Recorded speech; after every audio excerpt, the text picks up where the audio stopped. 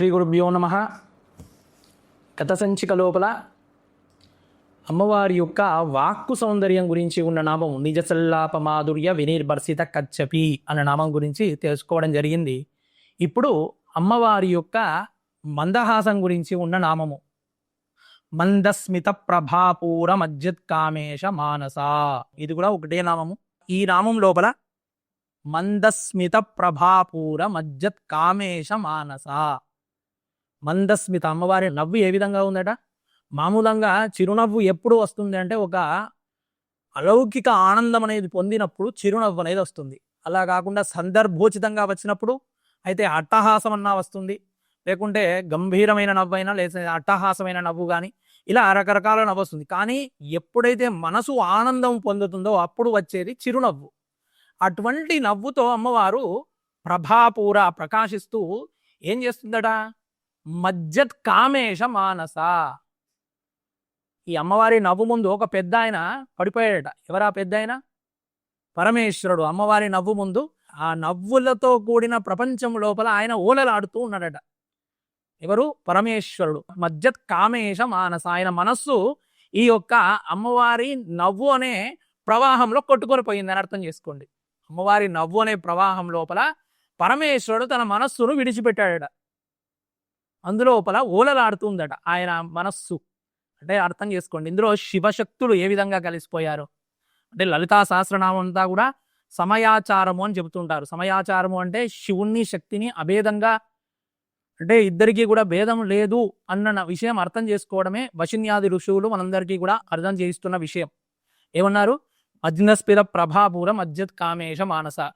మామూలుగా శివుడు ఏం చేస్తాడు? ఎప్పుడు కూడా తపస్సులో ఉంటాడు, లేదంటే ఒక ఏకాగ్రత కూడిన ధ్యానంలో ఉంటాడు. అటువంటి పరమేశ్వరుడు సైతము అమ్మవారి యొక్క ఆ నవ్వుకు దాసోహమై ఆమె పాణిగ్రహణం చేసుకున్నాడు, అంటే వివాహం చేసుకున్నాడు, ఆమె వెంట నడిచాడు. కాబట్టి నామం ద్వారా మామూలుగా అమ్మవారిని ముందుగా ఏం చేశాడు మన్మధుడు? అమ్మవారిని వివాహం చేసుకోవడానికి దేవతలు పంపించినప్పుడు 5 బాణాల చేత కొట్టాడు. 5 బాణాల చేత కొడితే ఆ మన్మధుడు భస్మం అయిపోయాడు. మన్మధుడు భస్మం అయిపోతే అప్పుడు మన్మధుడు అయ్యో భస్మం అయిపోయాను బాధపడి మళ్ళీ కుడితే అమ్మ ఇలా పరిస్థితి అయిందంటే ఆయనను ఎలా తిప్పుకోవాలో నాకు తెలుసా అని చెప్పేసి అమ్మవారు ఒక చిరునవ్వు నవ్విందట. ఆ నవ్వుకు ఆయన పడిపోయాడు.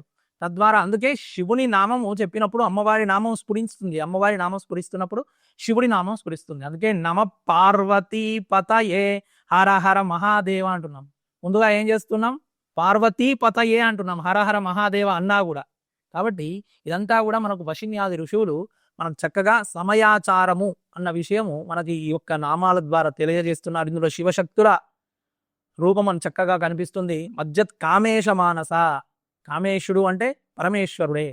కాబట్టి ఇందులోపల ఏం నామం ఉంది? మళ్ళీ ఒక్కసారి మందస్మిత ప్రభాపూర మజ్జత్ కామేశ మానస అన్న నామం ద్వారా అమ్మవారి యొక్క చిరునవ్వు మనకు వ్యక్తమవుతుంది. ఆ చిరునవ్వును ధ్యానించడం ద్వారా మూక కవి ఆ చిరునవ్వు గురించి అప్పటికప్పుడు 100 శ్లోకాలు చెప్పేశాడు.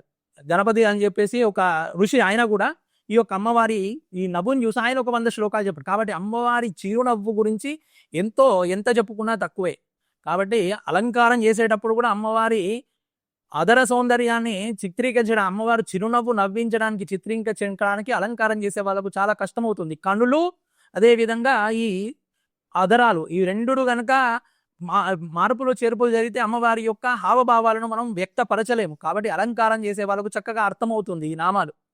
కాబట్టి ఈ నామాల ద్వారా అమ్మవారి యొక్క చిరునవ్వుకు ఉన్న మహాత్యము, ఈ నామాలను మనం వినడం ద్వారా పదే పదే చదవడం ద్వారా మనం ఎల్లప్పుడూ కూడా ఒక ఆనందం లోపల ఏ విధంగా అయితే శివుడు అమ్మవారి నవ్వు లోపల ఏ విధంగా అయితే తాదాత్మ్యం చెందుతున్నాడో మనము కూడా ఈ సృష్టి లోపల అమ్మవారిని దర్శించి అమ్మవారి రూపాన్ని దర్శించడం ద్వారా అమ్మవారి ఈ నామాలను పఠించడం ద్వారా మనము అన్ని రకాల కోరికలు మనము పొంది శాశ్వతంగా శివశక్తుల పాదాల పట్ల నిశ్చలమైన భక్తిని మనము పొందవచ్చు. కాబట్టి ఈ నామాల ద్వారా మనకు సమయాచారము ఈ విషయాలన్నీ కూడా మనకు వశిన్యాది ఋషులు అందించారు. ఈ నామాలను జపించి అమ్మవారి అనుగ్రహాన్ని పొందండి. శ్రీమాత్రే నమః.